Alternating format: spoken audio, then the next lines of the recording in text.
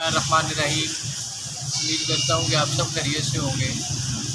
अज़ीज़ों आज मैं अनारकली में बिग रोड पर हिंदुस्तान के पहले बाकायदा मुसलमान हुक्मरान कुतुबुद्दीन ऐबक उनके मज़ार पर खड़ा हूँ।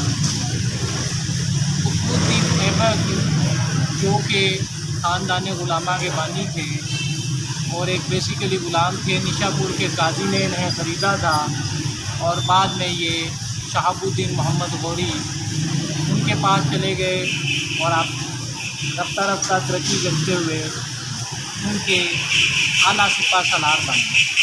शहाबुद्दीन गौरी ने 1192 में तराइन के मुकाम पर पृथ्वीराज चौहान के ख़िलाफ़ जंग लड़ी, जिसमें उसे शिकस्त हुई और कहते हैं कि उस शिकस्त के बाद तकरीबन 1 साल तक शहाबुद्दीन मोहम्मद गौरी सो ना सके और पत्थरों पे चलते फिरते जंग की तैयारी में वक्त गुजारा और 1193 में दोबारा तराइन के मुकाम पर पृथ्वीराज चौहान के ख़िलाफ़ आए और इस मरतबा उन्हें कामयाबी हुई।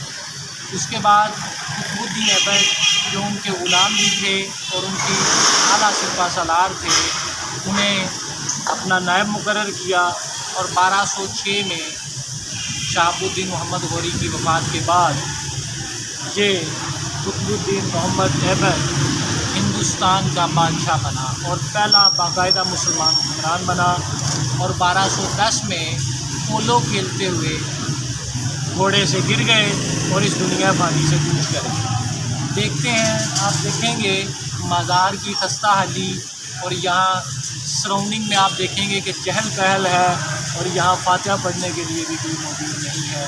चलते हैं हाली।